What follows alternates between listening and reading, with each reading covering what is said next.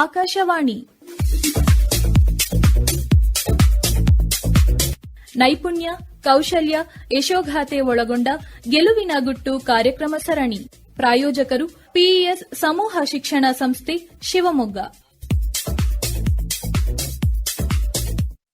ಇವತ್ತಿನ ಈ ಕಾರ್ಯಕ್ರಮದಲ್ಲಿ ವಿದ್ಯಾರ್ಥಿಗಳಿಗೆ ಬೇಕಾದ ಜೋಡಿ ಚಕ್ರಗಳು, ಕೌಶಲ್ಯ ಮತ್ತು ನೈಪುಣ್ಯತೆ ಈ ವಿಷಯದ ಬಗ್ಗೆ ಈಗ ಮಾತನಾಡುತ್ತಾರೆ ಶಿವಮೊಗ್ಗದ ಪ್ಯಾಸಿಟಮ್ನ ಮೆಕ್ಯಾನಿಕಲ್ ಇಂಜಿನಿಯರಿಂಗ್ ವಿಭಾಗದ ಸಹ ಪ್ರಾಧ್ಯಾಪಕರಾದ doctor Ashok R Banagar.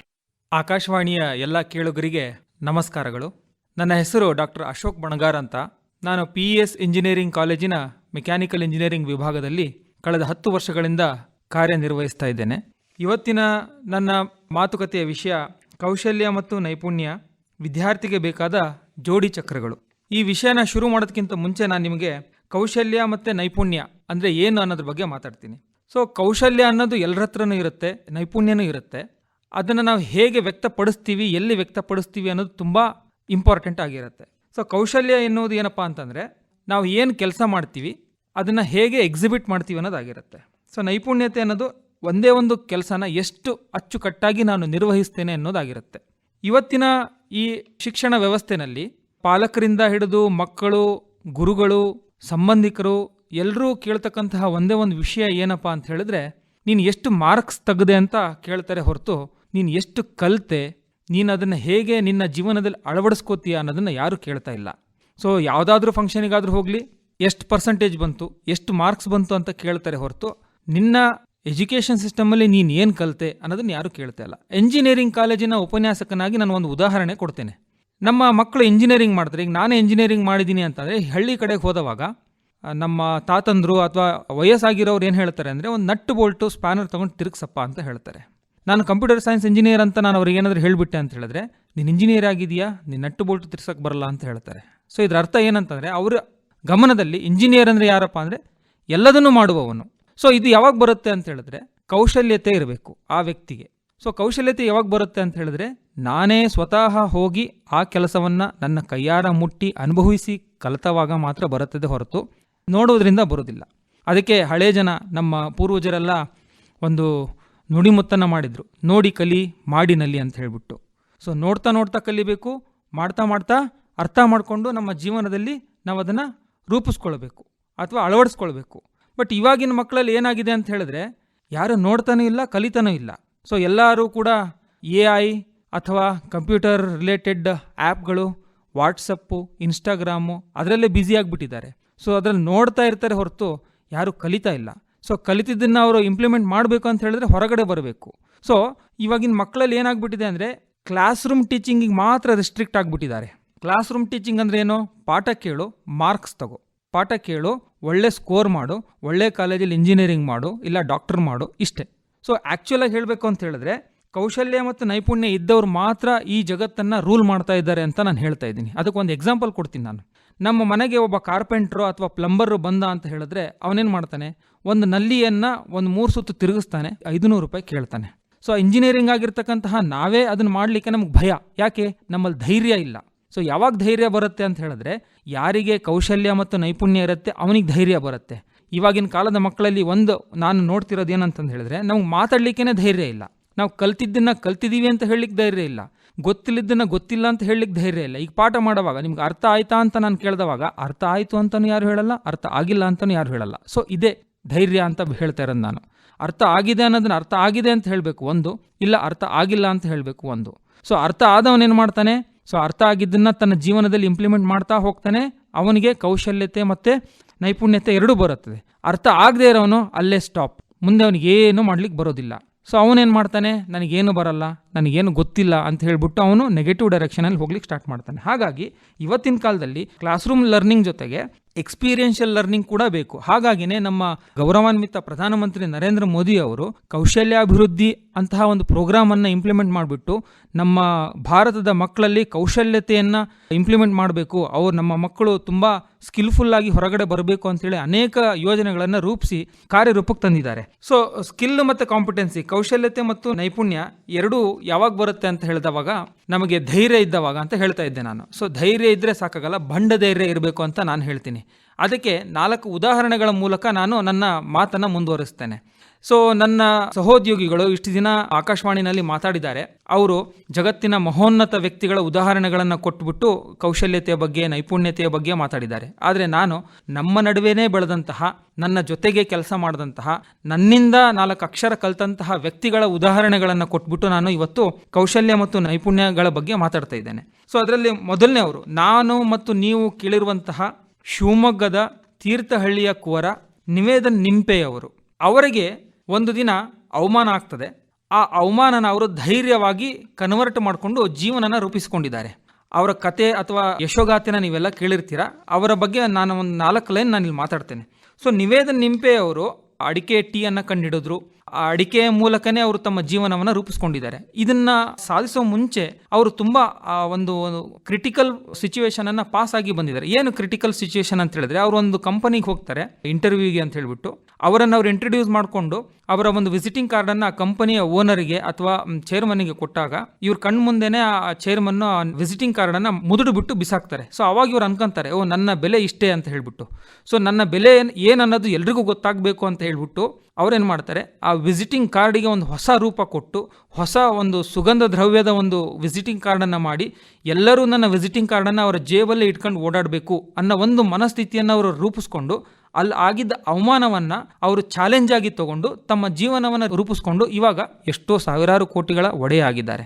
So ಇದು ಯಾವಾಗ ಬಂತು ಅಂತ ಹೇಳಿದ್ರೆ, ಅವಮಾನನ ಅವರು ಧೈರ್ಯವಾಗಿ ಕನ್ವರ್ಟ್ ಮಾಡಿಕೊಂಡ್ರು. ಹಾಗಾಗಿ ಅವರು ಸಕ್ಸೀಡ್ ಆದರು. ಸೊ ಇದೇ ಥರ ನನ್ನ ಸ್ಟೂಡೆಂಟ್ ಆಗಿ ರಾಣೆಬೆನ್ನೂರು ತಾಲೂಕಿನ ಚಳಗೇರಿಯ ಒಂದು ಕುಗ್ರಾಮದಲ್ಲಿ ಹುಟ್ಟಿ ಅಲ್ಲಿಂದ ಬಂದಂತಹ ಒಬ್ಬ ಹುಡುಗ ಇವತ್ತಿನ ದಿನ ಅವನು ಇಂಜಿನಿಯರಿಂಗ್ ಗ್ರಾಜ್ಯುಯೇಟ್ ಆದ್ರೂ ಕೂಡ ಅವನು ಚಹಾ ಬಿಸ್ನೆಸ್ಸಲ್ಲಿ ಯಶಸ್ಸನ್ನು ಕಂಡಿದ್ದಾನೆ. ಸೊ ಏನಕ್ಕೆ ಈ ಕತೆ ಹೇಳ್ತಾ ಇದ್ದೀನಿ ಅಂತ ಹೇಳಿದ್ರೆ, ಕೌಶಲ್ಯ ಮತ್ತು ನೈಪುಣ್ಯ ಎರಡು ನಮ್ಮ ಸಬ್ಜೆಕ್ಟ್ ರಿಲೇಟೆಡ್ ಅಲ್ಲ, ನಮ್ಮ ಜೀವನಕ್ಕೆ ರಿಲೇಟೆಡ್ ಅನ್ನೋ ಒಂದು ವಿಷಯವನ್ನು ನಾನಿಲ್ಲಿ ಹೇಳಲಿಕ್ಕೆ ಇಷ್ಟಪಡ್ತಾ ಇದ್ದೇನೆ. ಸೊ ಈ ಹುಡುಗ ಹನುಮಂತ ಜಿ ಚಳಗೇರಿ ಅಂತ. ಈ ಹುಡುಗ ಫೈನಲ್ ಇಯರ್ ಇಂಜಿನಿಯರಿಂಗ್ ಇದ್ದವಾಗ ಪ್ರತಿದಿನ ವಾಟ್ಸಪ್ಪಿಗೆ ಅವನೊಂದು ಚಹಾದ ಒಂದು ಫೋಟೋ ಹಾಕೋತಿದ್ದ. ನಾನು ಏನಕ್ಕಪ್ಪ ಈಗ ಹಾಕೋತಿದ್ಯಾ ಅಂತ ಕೇಳಿದ್ದಕ್ಕೆ, ಇಲ್ಲ ಸರ್, ನನ್ನ ಫ್ಯೂಚರಲ್ಲಿ ಒಂದು ಡ್ರೀಮ್ ಇದೆ, ಆ ಡ್ರೀಮನ್ನು ನಾನು ಅಚೀವ್ ಮಾಡಲಿಕ್ಕೆ ಈ ಥರ ಮಾಡ್ತಾ ಇದ್ದೀನಿ ಅಂತ. ಸೊ ಅವನೇನು ಮಾಡ್ತಾ ಇದ್ದ ಅಂತ ಹೇಳಿದ್ರೆ, ಅವರ ತಂದೆಯವರದ್ದು ಒಂದು ಬೀದಿ ಬದಿ ಅಂಗಡಿ ಇತ್ತು, ಮಂಡಕ್ಕಿ ಅಂಗಡಿ. ನಮ್ಮ ಕಡೆ ಮಂಡಕ್ಕಿ ಅಂಗಡಿ ಅಂತ ಇರ್ತದೆ. ಆ ಮಂಡಕ್ಕಿ ಅಂಗಡಿಗೆ ಹೈಟೆಕ್ ಟಚ್ ಕೊಡಬೇಕು ಅಂತ ಅವನ ಆಸೆ. ಸೊ ಆ ಹೈಟೆಕ್ ಟಚ್ ಕೊಡಲಿಕ್ಕೆ ಇವನು ಆ ಯೋಜನೆಗಳನ್ನು ತನ್ನ ಇಂಜಿನಿಯರಿಂಗಿನ 4ನೇ ವರ್ಷದಿಂದನೇ ರೂಪಿಸ್ಕೊತ ಬಂದ. ಸೊ ಇವಾಗ ಅವನು ಒಂದು ದೊಡ್ಡ ಬ್ರ್ಯಾಂಡನ್ನು ಕಟ್ಟಿದ್ದಾನೆ ಬೆಂಗಳೂರಿನಲ್ಲಿ. ಅದು ಬೆಂಗಳೂರು, ಹುಬ್ಬಳ್ಳಿ, ಧಾರವಾಡ, ಶಿವಮೊಗ್ಗ ಹಾಗೂ ದಾವಣಗೆರೆ ಅಂತಹ ದೊಡ್ಡ ದೊಡ್ಡ ಮಹಾನಗರಗಳಲ್ಲಿ ಅದು ಎಸ್ಟಾಬ್ಲಿಷ್ ಆಗಿದೆ. ಅದರ ಹೆಸರು ಹಾಫ್ ಟೀ ಅಂತ ಹೇಳ್ಬಿಟ್ಟು. ಅದ್ರ ಜೊತೆಗೆ ಇವಾಗ ಹನುಮಂತ ಜಿ ಚಳಗೇರಿ ಅವರು ಮಿಸ್ಟರ್ ಗಿರ್ಮಿಟ್ ಅಂತ ಒಂದು ಕಾನ್ಸೆಪ್ಟನ್ನು ತಗೊಂಬಂದಿದ್ದಾರೆ. ಅದೆಲ್ಲ ಏನಿಲ್ಲ, ಒಗ್ಗರಣೆ ಮಂಡಕ್ಕಿ, ನಾವು ನೀವು ಒಗ್ಗರಣೆ ಮಂಡಕ್ಕಿ ತಿಂತೀವಿ, ಚಾ ಕುಡಿತೀವಿ, ಅದನ್ನೇ ಅವನು ಹೈಟೆಕ್ ಟಚ್ ಅನ್ನು ಕೊಟ್ಬಿಟ್ಟು ಇವಾಗ ಮಾರ್ಕೆಟಲ್ಲಿ ತಂದಿದ್ದಾನೆ. ಸೊ ಇದು ಯಾಕೆ ಬಂತು ಅವನಿಗೆ ಅಂತ ಹೇಳಿದ್ರೆ, ಅವನು ಸ್ವತಃ ತಾನೇ ತನ್ನ ಪ್ಲಾಂಟ್ ಅನ್ನು ರೆಡಿ ಮಾಡಿ, ತಾನೇ R&D ವರ್ಕ್ ಅನ್ನು ಮಾಡಿ, ತನ್ನ ಕೌಶಲ್ಯತೆಯನ್ನು ಅಲ್ಲಿ ಎಕ್ಸಿಬಿಟ್ ಮಾಡಿದ್ದಾನೆ, ತನ್ನ ನೈಪುಣ್ಯತೆಯನ್ನು ಅಲ್ಲಿ ತೋರಿಸಿದ್ದಾನೆ. ಇದರಿಂದಾಗಿ ಅವನಿಗೆ ಏನಾಗಿದೆ, ಸಕ್ಸಸ್ ಸಿಕ್ಕಿದೆ. ಸೊ ಅವನು ಮಾಡದೇ ಇದ್ದಿದ್ದರೆ, ಅವನ ನೈಪುಣ್ಯತೆಯನ್ನು ಅವನು ತೋರಿಸದೇ ಇದ್ದಿದ್ದರೆ, ಅವನ ಕೌಶಲ್ಯತೆಯನ್ನು ಅವನು ತೋರಿಸದೇ ಇದ್ದಿದ್ದರೆ, ಭಯಗೊಂಡು ಸುಮ್ಮನೆ ಇದ್ದಿದ್ದರೆ ಅವನಿಗೇನು ಸಾಧನೆ ಮಾಡೋಕ್ಕಾಗ್ತಿರಲಿಲ್ಲ. ಸೊ ಹಾಗಾಗಿ ಹನುಮಂತ ಜಿ ಚಳಗೇರಿಯವರ ಈ ಒಂದು ಯಶಸ್ಸು ಅವರ ಕೌಶಲ್ಯ ಮತ್ತು ನೈಪುಣ್ಯ ಇವೆರಡರಿಂದನೇ ಸಾಧ್ಯ ಆಗಿದೆ ಹೊರತು ಬೇರೆ ಯಾವ ರೀಸನಿಂದನೂ ಅಲ್ಲ. ಸೊ ಒಬ್ಬ ವ್ಯಕ್ತಿ ಸಕ್ಸೀಡ್ ಆಗಬೇಕು ಜೀವನದಲ್ಲಿ ಅಂತ ಹೇಳಿದ್ರೆ, ಮೈ ಚಳಿ ಬಿಟ್ಟು ಹೊರಗಡೆ ಓಡಾಡಬೇಕು, ಹೊರಗಡೆ 4 ಜನರ ಜೊತೆ ಬೆರಿಬೇಕು, ಕಮ್ಯುನಿಕೇಷನ್ ಇರಬೇಕು, ಕೌಶಲ್ಯ ಮತ್ತು ನೈಪುಣ್ಯ ನಿಮಗಿದೆ ಅನ್ನೋದು ಗೊತ್ತಾಗಬೇಕು ಅಂತ ಹೇಳಿದ್ರೆ ನೀವು ಜನರ ಜೊತೆ ಬೆರೆತಾಗ ಮಾತ್ರ ಇದು ಸಾಧ್ಯ ಆಗ್ತದೆ ಹೊರತು ಬೇರೆ ಯಾವ ರೀಸನಿಂದನೂ ಅಲ್ಲ. ನನಗೆ ಅದು ಗೊತ್ತಿಲ್ಲ, ಇದು ಗೊತ್ತಿಲ್ಲ ಅಂತೇಳಿ ಭಯಗೊಂಡು ನನ್ನಲ್ಲೇ ನಾನು ಕೊರಗ್ತಾ ಕೂತ್ಕೊಂಡೆ ಅಂತ ಹೇಳಿದ್ರೆ ಏನೂ ಸಾಧನೆ ಮಾಡೋಕ್ಕಾಗಲ್ಲ. ಇದಕ್ಕೆ ಉದಾಹರಣೆಗಳನ್ನು ಕೊಟ್ಟಿದ್ದೀನಿ. ಒಂದು ನಿವೇದನ್ ನಿಂಪೆಯವರು, ಇನ್ನೊಂದು ಹನುಮಂತ ಜಿ ಚಳಗೇರಿಯವರು. 3ನೇ ಉದಾಹರಣೆಯಾಗಿ ನಾನು ನನ್ನದೇ ಆದಂತಹ ಒಬ್ಬ ಸ್ಟೂಡೆಂಟ್ ರಾಹುಲ್ ಕಶ್ಯಪ್ ಅಂತ. ಸೊ ಇವರು ಇಂಜಿನಿಯರಿಂಗ್ ಮುಗಿಸಿ ಹೊರಗಡೆ ಹೋದವಾಗ ಅವರಿಗೆ ಕಂಪನಿಗಳಲ್ಲಿ ಕೆಲಸ ಸಿಗುತ್ತೆ. ಆ ಕಂಪನಿಯಲ್ಲಿ ಕೆಲಸ ಮಾಡುವಾಗ ಅವರು ನನ್ನ ಕಲಿಕೆಯ ಗುಣಮಟ್ಟ ಅಥವಾ ನನ್ನ ಕಲಿಕೆಯ ಒಂದು ವ್ಯಾಲ್ಯೂ ಎಷ್ಟಿದೆ ಅನ್ನೋದು ಅವ್ರಿಗೆ ಗೊತ್ತಾಗುತ್ತೆ. ಮಂಡ್ಯದ ಒಂದು ಫೌಂಡ್ರಿನಲ್ಲಿ ಅವ್ರು ಕೆಲಸ ಮಾಡುವಾಗ ನನಗೇನು ಗೊತ್ತಿಲ್ಲ, ನಾನಿನ್ನೂ ಕಲಿಬೇಕಾಗಿದ್ದು ತುಂಬ ಇದೆ ಅಂತ ಹೇಳಿಬಿಟ್ಟು ಆ ಫೌಂಡ್ರಿನಲ್ಲಿ ಎಲ್ಲ ಕೆಲಸಗಳನ್ನು ಅವರೇ ಅವರ ಕೈಯಾರ ಮುಟ್ಟಿ ಮಾಡಿ ಅನುಭವಿಸಿ ಇವತ್ತಿನ ದಿವಸ ಮಹಾಲಕ್ಷ್ಮಿ ಟೆಕ್ನೋಕ್ರಾಟ್ ಅಂತ ಒಂದು ಕಂಪನಿಯ ಸಂಸ್ಥಾಪಕರಾಗಿ ದುಡಿಮೆ ಮಾಡ್ತಾ ಇದ್ದಾರೆ. ಜೊತೆಗೆ ಫ್ರೀಲಾನ್ಸಿಂಗ್ ಕೂಡ ಕೆಲಸ ಮಾಡ್ತಾ ಇದ್ದಾರೆ. ಸೊ ಈ ಒಂದು ಛಲವನ್ನು ಅವರು ಮೈಗೂಡಿಸ್ಕೊಂಡಿದ್ರಿಂದ, ನೈಪುಣ್ಯತೆ ಮತ್ತು ಕೌಶಲ್ಯತೆ ಎರಡನ್ನೂ ಕೂಡ ಅವರು ಮೈಗೂಡಿಸ್ಕೊಂಡಿದ್ರಿಂದ ಅವರು ಇವತ್ತಿನ ದಿವಸ ಆ ಕಂಪನಿಯ ಒಡೆಯರಾಗಿದ್ದಾರೆ. ಹಾಗೂ ಅವರು ಹುಡುಗರಿಗೆ ಅಡ್ರೆಸ್ ಮಾಡ್ಲಿಕ್ಕೆ ಬಾರಪ್ಪ, ಹುಡುಗರಿಗೆ ಏನಾದರೂ ಬುದ್ಧಿ ಮಾತು ಹೇಳಲಿಕ್ಕೆ ಬಾರಪ್ಪ ಅಂತ ಹೇಳಿದ್ರೆ ಅವ್ರು ಒಂದೇ ಮಾತು ಹೇಳ್ತಾರೆ, ಸರ್ ನೀವು ಅವರಿಗೆ ಸ್ಕಿಲ್ಲನ್ನು ರೂಪಿಸ್ಕೊಳ್ಳಿಕ್ಕೆ ನೀವು ಹೇಳಿ, ಅವರಷ್ಟಿಗೆ ಅವರು ಜೀವನದಲ್ಲಿ ಉದ್ಧಾರ ಆಗ್ತಾರೆ ಅಂತ ಅವರೊಂದು ಮಾತನ್ನು ಹೇಳ್ತಾರೆ. ಸೊ ಈ ಸ್ಕಿಲ್ ಅಂದರೆ ಕೌಶಲ್ಯ ಅನ್ನೋದೇನಿದೆ ಅದು ಇವತ್ತಿನ ದಿನ ತುಂಬ ಇಂಪಾರ್ಟೆಂಟ್ ಪಾಯಿಂಟ್ ಆಗಿರುತ್ತೆ ಯಾವುದೇ ಒಂದು ವ್ಯಕ್ತಿಗೆ. ಸೊ ಸ್ಕಿಲ್ ಇಲ್ಲದೆ ಇರೋ ವ್ಯಕ್ತಿ ಯಾವುದಕ್ಕೂ ಯೂಸ್ ಇಲ್ಲ ಅನ್ನೋ ಒಂದು ಮನೋಭಾವನೆ ಈಗ ನಮ್ಮಲ್ಲಿ ಬರ್ತಾ ಇದೆ. ಈಗ ಒಂದು ಉದಾಹರಣೆ ಕೊಡ್ತೇನೆ. ನನ್ನ ಹತ್ರ ತುಂಬ ನಾಲೆಡ್ಜ್ ಇದೆ, ನನ್ನ ಹತ್ರ ಮಾತಾಡುವ ಸ್ಕಿಲ್ ಇಲ್ಲ ಅಂದರೆ ನಾನು ಯಾವುದಕ್ಕೂ ಉಪಯೋಗಕ್ಕೆ ಬರಲ್ಲ. ನಾನು ಮಾತಾಡ್ತೀನಿ ಆದರೆ ಕೆಲಸ ಮಾಡೋಕ್ಕೆ ಬರಲ್ಲ ಅಂತ ಹೇಳಿದ್ರೆ ನನಗೆ ಏನೂ ಬೆಲೆ ಇಲ್ಲ. ಸೊ ಹಾಗಾಗಿ ಮಾತಾಡಬೇಕು, ಜನರ ಜೊತೆ ಬೆರೀಬೇಕು, ಎಲ್ಲ ವ್ಯಕ್ತಿಗಳ ಜೊತೆಗೂ ಕೂಡ ಸಂವಹನ ಮಾಡಿ ಅವ್ರು ಹೇಗಿರ್ತಾರೆ ಹಾಗಿದ್ದು ನಾವು ಕೂಡ ಅವರಲ್ಲೊಬ್ಬರಾಗಿ ಅವ್ರು ಮಾಡೋ ಕೆಲಸನ ನಾವು ಮಾಡಬೇಕು, ನಾವು ಮಾಡೋ ಕೆಲಸನ ಅವ್ರಿಗೆ ಕಲಿಸ್ಬೇಕು. ಇದೇ ಇವತ್ತಿನ ಪ್ರಪಂಚಕ್ಕೆ ಬೇಕಾಗಿರ್ತಕ್ಕಂಥ ಇಂಪಾರ್ಟೆಂಟ್ ಪಾಯಿಂಟ್. ಸೊ ಇದಿತ್ತು ಅಂತ ಹೇಳಿದ್ರೆ ನಾವು ಯಾವುದೇ ರಂಗದಲ್ಲಾಗಲಿ ಯಾವುದೇ ಭಾಗದಲ್ಲಾಗಲಿ ನಾವು ಸಕ್ಸೀಡ್ ಆಗಬಹುದು. ಇದೇ ಥರ ನನ್ನ ಜೊತೆಗೆ ಕೆಲಸ ಮಾಡಿ ನನ್ನ ಸ್ಟೂಡೆಂಟ್ ಆಗಿದ್ದಂತಹ ವಿಜಯ್ ಕುಮಾರ್ ಎಸ್ ಎನ್ನೋ ಒಬ್ಬ ವ್ಯಕ್ತಿಯ ಒಂದು ಉದಾಹರಣೆಯನ್ನು ನಾನು ಕೊಡಲಿಕ್ಕೆ ಇಚ್ಛೆ ಪಡ್ತೇನೆ. ಸೊ ವಿಜಯ್ ಕುಮಾರ್ ಎಸ್ ಅವರು ಪ್ರಸ್ತುತ ಜನರಲ್ ಇಂಜಿನಿಯರಿಂಗ್ ಕನ್ಸಾರ್ಷಿಯಂ ಅಂತ ಒಂದು ಕಂಪ್ನಿನಲ್ಲಿ ಪ್ರಾಜೆಕ್ಟ್ ಲೀಡ್ ಮತ್ತು R&D ಆಗಿ ಕೆಲಸ ಮಾಡ್ತಾ ಇದ್ದಾರೆ. ಮೊನ್ನೆ ಸಹ ಅವರು ನಮ್ಮ ಕಾಲೇಜಿಗೆ ಬಂದು ನಮ್ಮ ವಿದ್ಯಾರ್ಥಿಗಳ ಜೊತೆ 3 ದಿನ ಹ್ಯಾಂಡ್ಸ್ ಆನ್ ಸೆಷನನ್ನು ಕೈಗೊಂಡಿದ್ದರು. ಸೊ ಇವ್ರದ್ದು ಸ್ಪೆಷಾಲಿಟಿ ಏನಪ್ಪ ಅಂತ ಹೇಳಿದ್ರೆ, ಇವರು ಇಂಜಿನಿಯರಿಂಗ್ ಮುಗಿಸಿ ಹೊರಗಡೆ ಹೋದ ನಂತರ CNC ಪ್ರೋಗ್ರಾಮಿಂಗ್ ಒಂದು ಕಾನ್ಸೆಪ್ಟಲ್ಲಿ ಅವರನ್ನು ಅವ್ರು ತೊಡಗಿಸ್ಕೋತಾರೆ. ನಾನು ಇಂಜಿನಿಯರಿಂಗ್ ಮಾಡಿದ್ದೀನಿ, ನಾನು ಯಾಕೆ ಮಷಿನ್ ಮುಟ್ಟಿ ಕೆಲಸ ಮಾಡಬೇಕು ಅನ್ನೋ ಒಂದು ಭಾವವನ್ನು ಬಿಟ್ಟು ಅವರು CNC ಪ್ರೋಗ್ರಾಮಿಂಗನ್ನು ಕಲಿತು ಇವತ್ತಿನ ದಿವಸ ಪ್ರಾಜೆಕ್ಟ್ ಲೀಡ್ ಮತ್ತು R&D ಡಿವಿಷನನ್ನು ಅವರು ಮುನ್ನಡೆಸ್ತಾ ಇದ್ದಾರೆ. ಸೊ ಇದು ಏನಕ್ಕೆ ಅವರಿಗೆ ಅಚೀವ್ ಮಾಡಲಿಕ್ಕೆ ಆಯಿತು ಅಂತ ಹೇಳಿದ್ರೆ, ಅವರಲ್ಲಿ ಕಲಿಕೆಯ ಒಂದು ಉತ್ಸಾಹ ಇತ್ತು. ನಾನು ನನ್ನ ಕೌಶಲ್ಯವನ್ನು ಇಂಪ್ರೂವ್ ಮಾಡ್ಕೊಬೇಕು, ನನ್ನ ನೈಪುಣ್ಯತೆ ಏನಿದೆ ಅನ್ನೋದನ್ನು ನಾನು ತೋರಿಸ್ಬೇಕು ಅನ್ನೋ ಒಂದು ಮನೋಭಾವ ಇದ್ದಿದ್ದರಿಂದ ಅವರು ಇವತ್ತಿನ ದಿವಸ ಪ್ರಾಜೆಕ್ಟ್ ಲೀಡ್ ಆಗಿ ಕೆಲಸ ಮಾಡ್ತಾ ಇದ್ದಾರೆ. ಸೊ ಈ ಥರದ ತುಂಬ ಉದಾಹರಣೆಗಳಿದೆ. ಸೊ ಇವೆಲ್ಲ ಉದಾಹರಣೆಗಳಿಗೆ ಮೂಲ ಏನು ಅಂತ ಹೇಳಿದ್ರೆ ಆಯಾ ವ್ಯಕ್ತಿಗಳ ಕೌಶಲ್ಯ ಮತ್ತು ನೈಪುಣ್ಯ ಆಗಿರುತ್ತೆ. ಸೊ ಯಾವ ವ್ಯಕ್ತಿ ತನ್ನನ್ನು ತಾನು ಅರ್ಥ ಮಾಡಿಕೊಂಡು ಯಾವುದೇ ರೀತಿಯ ಭೇದ ಭಾವಗಳಿಲ್ಲದೆ ನನ್ನನ್ನು ನಾನು ಇಂಪ್ರೂವೈಸ್ ಮಾಡ್ಕೊಬೇಕು, ನಾನು ಜೀವನದಲ್ಲಿ ಉದ್ಧಾರ ಆಗಬೇಕು ಅಂತ ಇರ್ತಾನೆ, ಅವನ ಕೌಶಲ್ಯ ಮತ್ತು ನೈಪುಣ್ಯತೆಗಳನ್ನು ಇಂಪ್ರೂವ್ ಮಾಡಿಕೊಂಡು ಜೀವನದಲ್ಲಿ ಸಕ್ಸೀಡ್ ಆಗ್ತಾನೆ.